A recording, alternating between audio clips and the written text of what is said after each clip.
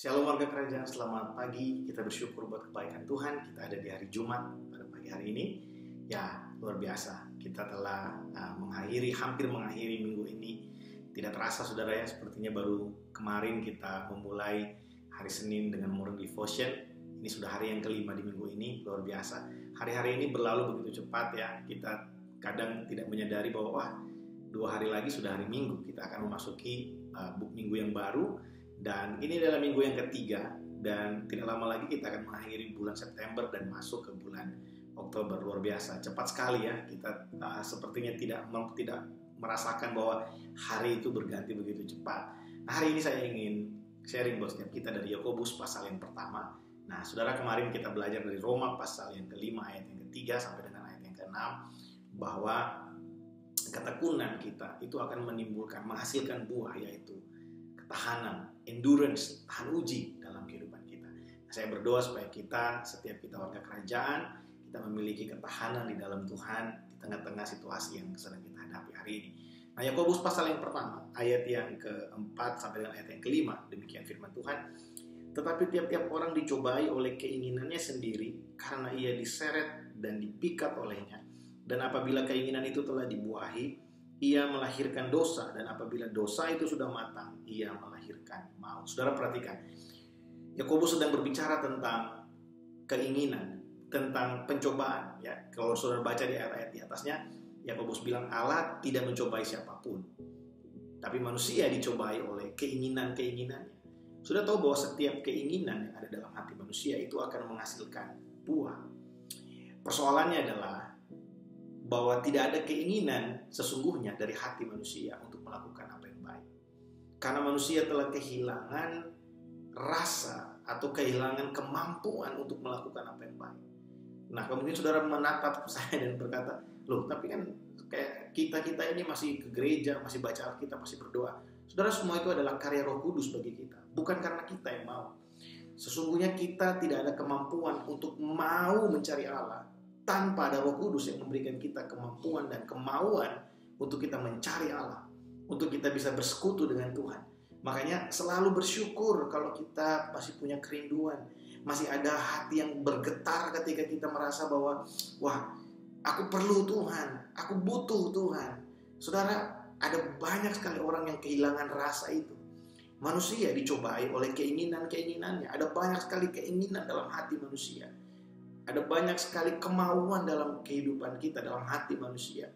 Hal-hal yang kita rasa ya karena gengsi, karena kita lihat orang lain telah memiliki dan kita belum punya. Itu akan menjadi sebuah pencobaan bagi kita, akan dicobai oleh keinginan-keinginan kita. Nah, setiap keinginan itu akan menghasilkan buah.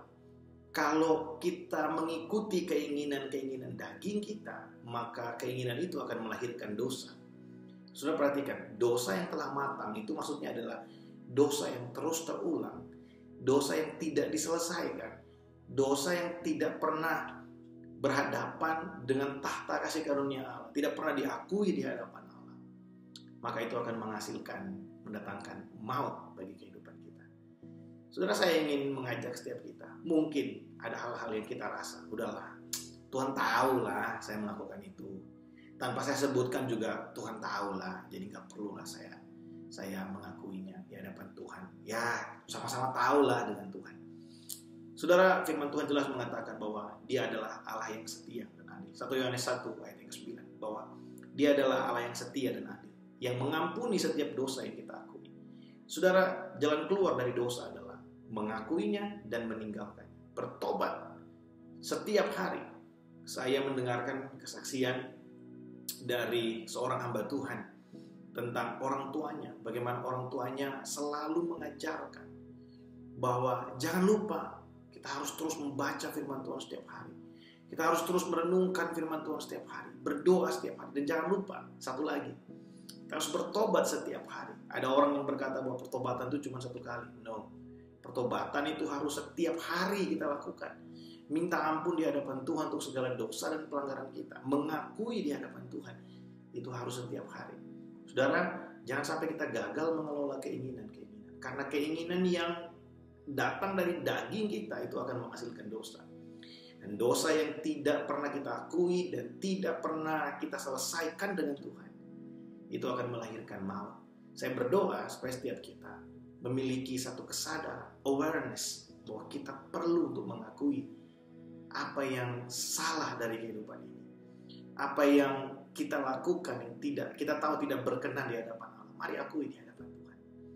Saya berdoa supaya kita bisa menghasilkan buah yang baik dari keinginan-keinginan yang datang dari Roh Kudus dalam kehidupan kita. Kadangkala Roh Kudus memberikan kita keinginan dalam hati, tapi kita merasa bahwa nggak usah lah, nggak perlu lah seperti itu. Mungkin ada orang lain yang bersalah kepada kita.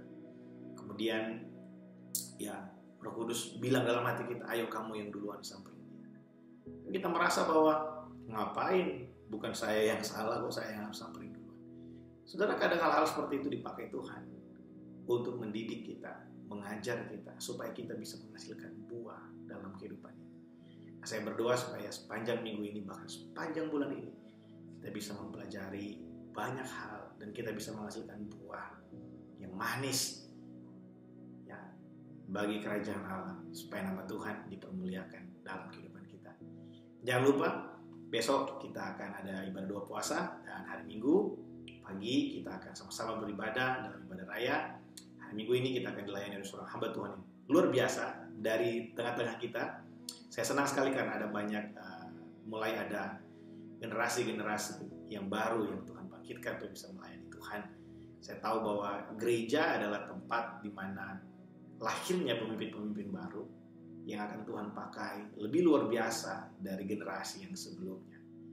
Tetap bersyukur pada Tuhan karena Dia baik, bahwasanya untuk selama-lamanya kasih setianya. Tuhan Yesus memberkati.